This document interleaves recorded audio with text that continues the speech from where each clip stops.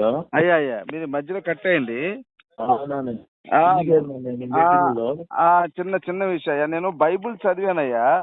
Bible చదివితే అందులో యేసు వారు మనుషుల పాపాలు, అంటే యేసు వారు మనుషుల పాపాలు. హలో అయ్యగారు. చెప్పండి. హలో హలో చెప్పండి. యేసు వారు మనుషుల పాపాల కోసం చనిపోయినట్టు బైబిల్లో ఎక్కడా లేదండి. చదివాను నేను అయ్యగారు. యేసు వారు మనుషుల పాపాల కోసం చనిపోయినట్టు ఎక్కడ లేదు సార్. అది చెప్దామని ఫోన్ చేశాను అనమాట. యాక్చువల్ గా ఇంతకుముందు కూడా అడిగానండి అయ్యగారు. మాథ్యూస్ గారిని కూడా అడిగాను, యేసు వారు మనుషుల పాపాల కోసం చనిపోయినట్టు ఒకసారి చూపించండి అయ్యగారు అంటే ఆ మాథ్యూస్ గారు చెప్పలేకపోయారు.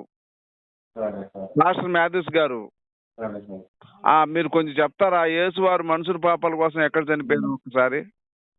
బైబిల్ అంతా చదివితే దేవుడు నీకు అది చెప్పకపోవడం ఏంటయ్యా? లేదండి, అదే కదా. అదే కాదంటే మీరు చదివినది దాన్ని బాగా అర్థం చేసుకోలేదు. ఇప్పుడు ఇప్పుడు కాదు సార్, ఇప్పుడు సిలువ వేస్తారు కదా యేసు వారికి, మన కోసమే సిలువ వేశారు కదా. మరి విచారణ క్రమంలో మనుషుల పాపాల కోసం యేసు వారిని చంపుతున్నాం అని చెప్పాలి కదా. అయ్యా సారీ, నాకు బిజీగా ఉంది. మీరు ఇంకా బాగా ప్రార్థన చేసుకోండి, దేవుడు బయలుపరుస్తాడు. బిజీ ఉంటే మేము అడిగేది వాక్యమే కదండి, మీ ఆస్తులు కాదు కదా. ఒక్క మాట చెప్తే ఎన్నో ఉన్నాయి, కానీ అవన్నీ డిస్కషన్ అవసరం కాదండి. మీరు సభలు పెట్టేదే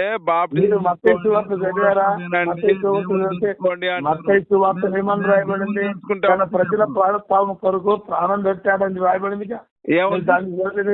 ఏముందండి వద్దండి, చెప్పండి ఒకసారి చెప్పండి. ప్రైజ్లాడే గారు.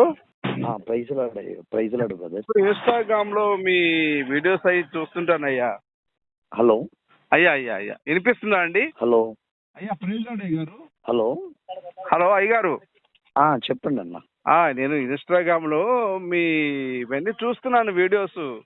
మీరు సువార్త చేసే విధానము ఇదంతా నాకు చాలా బాగా నచ్చింది సార్. నేను మన కేఏ పాల్ గారు ఉన్నారు కదండి, కేఎల్ పాల్ గారి దగ్గర ఉంటాను నేను.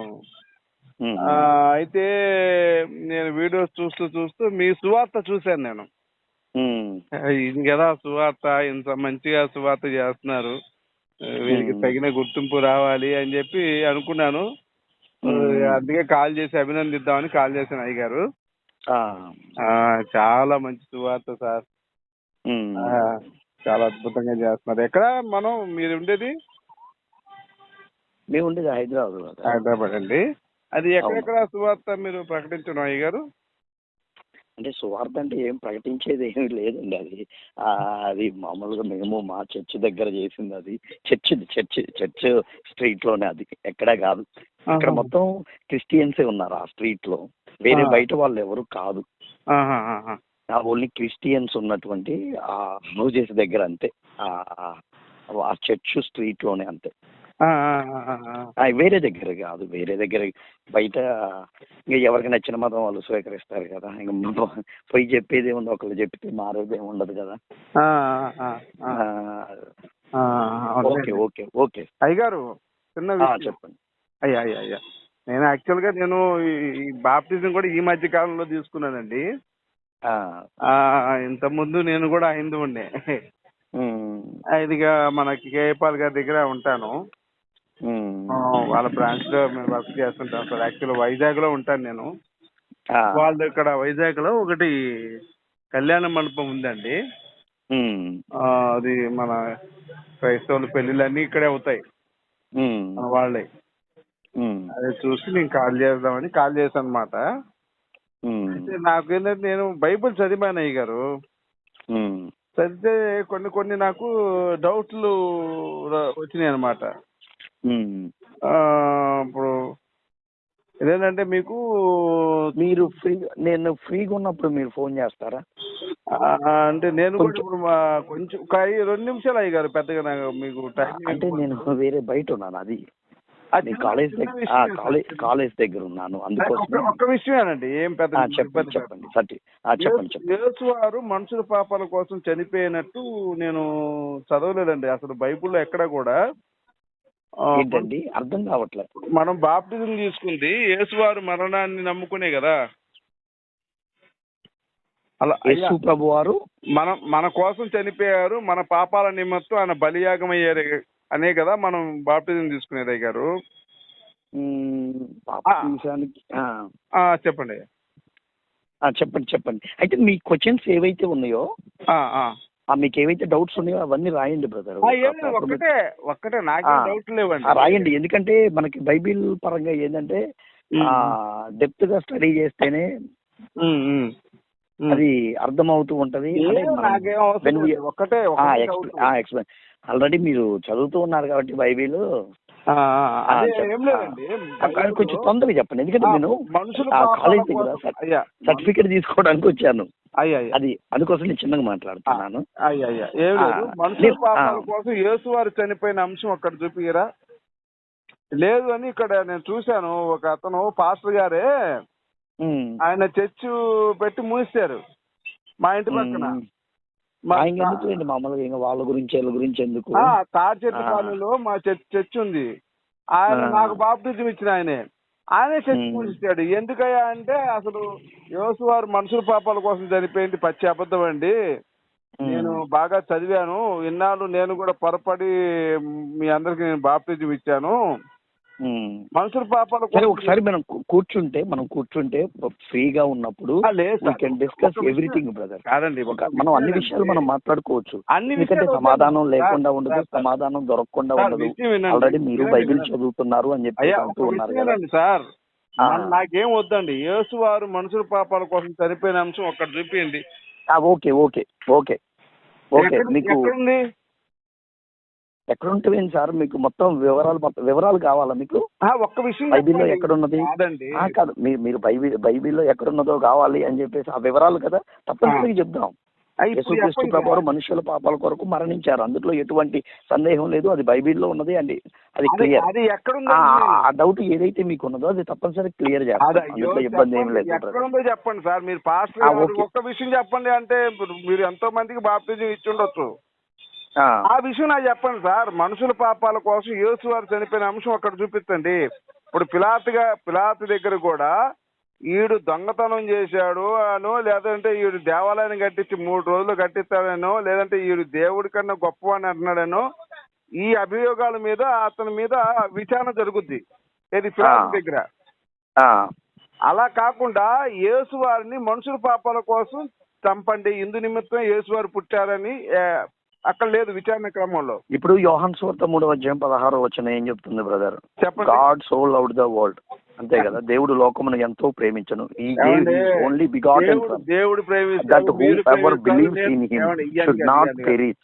యేసుక్రీస్తు ప్రభువు ఈ లోకానికి వచ్చింది ఏంటంటే మనుషుల్ని రక్షించడానికే కదా బ్రదర్. నెక్స్ట్ రోమపత్రిక 5:8 చదవండి, 1 కొరింథీ 15:3 చదవండి, యెషయా గ్రంథం 53:5 చదవండి, 1 పేతురు 2:24 చదవండి, 2 కొరింథీ 5:21 చదవండి. మీరు ఇవన్నీ డీప్ గా స్టడీ చేయండి, మీకు అర్థమైపోతుంది. మీరు ఆల్రెడీ బైబిల్ చదివేవారు అని చెప్పేసి అంటూ ఉన్నారు కనుక ఈ రెఫరెన్సెస్ మళ్ళీ చదవండి. ఇన్ని రోజులు మీకు అర్థం కాలేదు అంటూ ఉన్నారు కదా, మళ్ళీ మరలా ఒకసారి ఈ యొక్క చదవండి. ఇది చదివితే మీకు అర్థమైపోతుంది బ్రదర్, అందులో ఇబ్బంది ఏముంది? ప్రతి దానికి ఎవిడెన్స్ ఉంటుంది బ్రదర్ బైబిల్. లేకపోతే కాబట్టి తప్పనిసరిగా అందుకోసం యోహాను సువార్త 3:16, రోమపత్రిక 5:8, 1 కొరింథీ 15:3, యెషయా గ్రంథం 53:5, 1 పేతురు 2:24 చదవండి, 2 కొరింథీ 5:21 చదవండి. ఈ చదివిన తర్వాత మీరు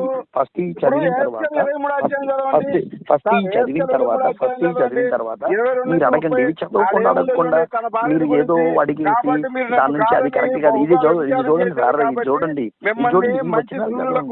ఫస్ట్ ఈ వచనాలు చదివిన తర్వాత మీకు సంపూర్ణంగా అర్థమైపోతుంది బ్రదర్. అందుకు అర్థం కాని విషయం అంటూ ఏముండదు, అంతా అర్థమైపోతూ ఉంటుంది. సర్వనాశనం చేసేది తప్పనిసరిగా మీకు ఇంకా ఏమైతే ఇలా మీరు ఆ చెప్పండి. సందేహాలు ఉన్నాయో ఊరికే తప్పనిసరిగా ఏదో తెలియజేయండి. ఎందుకంటే క్లియర్ చేయడానికి మేము నాకు ఉన్నాం, ఇబ్బంది ఏమి లేదు.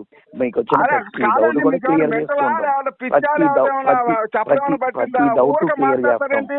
కాదు మీరు ఎవరో తెలియని వాళ్ళకి ఫోన్ చేసి మీరు చేయొచ్చు కానీ అది సాధ్యపడదు సార్. అరే అట్లా కాదు బాబు, మీ ఏమన్నా ప్రతి చెప్పాలి డౌట్ అంటే మీ ఊరికే ప్రతి సులభంగా డౌట్ ఎట్లాగా? క్లియర్ చేస్తాం.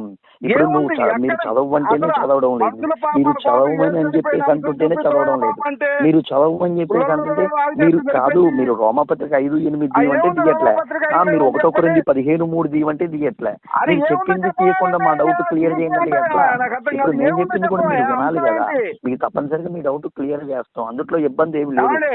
మీ డౌట్ సార్, క్లియర్ చేస్తాం బ్రదర్, హెచ్కేల్ ఇబ్బంది ఏం లేదు. 3:46 మీరు ఈ యొక్క ఒకసారి గ్రంథాన్ని ఇప్పుడు మీరు హెచ్కేల్ ఏదైతే ఉన్నదో మీరు అది 3:46 చదవండి. చూడండి. ఫస్ట్ ఏదైతే నేను చెప్తూ ఉన్నామో బైబిల్లో, ఏదో వేరే బుక్ లో నేను చెప్పట్లేదు. దానియేలు బైబిల్లోనే 35:40 యేసుక్రీస్తు ప్రభువారు మనుష్యుల పాపాల నిమిత్తం లూకా కల్వరి శిలువలో 35:45 ఆ ప్రాణాన్ని చెందించారు. మొత్తం అది చదవండి మీరు డీప్ గా. ఏదో పైన లేకపోతే అక్షరార్థంగా చూసి మీరు దాన్ని తప్పుపడితే అది ఎటువంటి లేదు, అది తప్పుపడడానికి లేదు. మీరు తప్పనిసరిగా బైబిల్ చదవండి, మీరు చదవండి, 100 సార్లు చదవండి.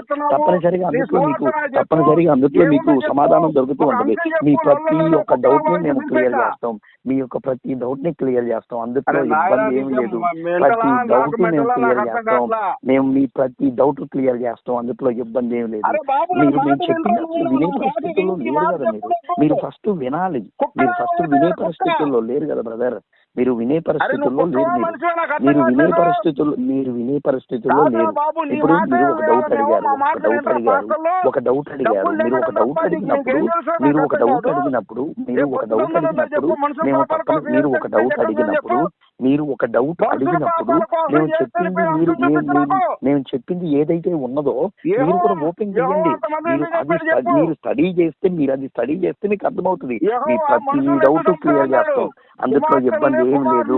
మీరు చెప్పినటువంటి ప్రతి సందేహానికి వివరణాత్మకమైనటువంటి విశ్లేషణ ఇస్తాం, ప్రతి డౌట్ కి వివరణాత్మకమైన విశ్లేషణ ఇస్తాం, ఇబ్బంది ఏమి లేదు.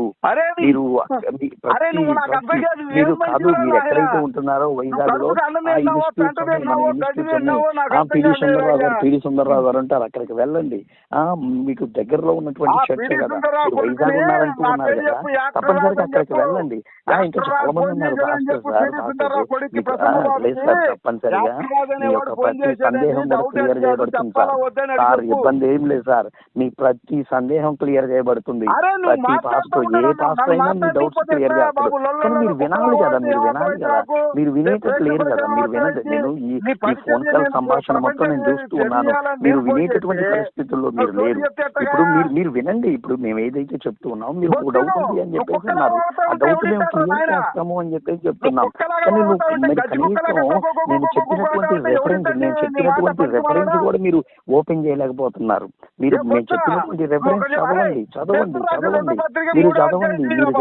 మీరు చదవండి. అది చదివితే మీకు అర్థమైంది బ్రదర్, చదివితే అర్థమైపోయింది. మీరు చదవండి, ఒకటి చదవండి, తప్పనిసరిగా సమాధానం దొరుకుతుంది సార్. ప్రతిదానికి సమాధానం దొరుకుతుంది. సమాధానం చెప్పని వాళ్ళు ఎవరు ఉండరు సార్. ప్రతిదానికి సమాధానం చెప్తారు, ప్రతిదానికి సమాధానం చెప్పే వాళ్ళు ఉన్నారు. ప్రతిదానికి సమాధానం దొరికింది బైబిల్లో, ప్రతిదానికి సమాధానం ఉంది. మీకే సందేహం అయితే వస్తుందో ప్రతి సందేహాన్ని వివరణాత్మకంగా విశ్లేషిస్తాం. మీ ప్రతిదానికి మీరు ప్రతి ఒక్క సందేహాన్ని మేము క్లియర్ చేస్తాం, ఇబ్బంది ఏమీ లేదు అందులో. కనుక మీరు తప్పనిసరిగా మేము చెప్పింది కూడా మీరు వింటూ ఉండాలి. ఓకే, కాదు, మీరు ఫోన్ కట్ చేయమాకండి. ఎందుకు కట్ చేస్తున్నారు?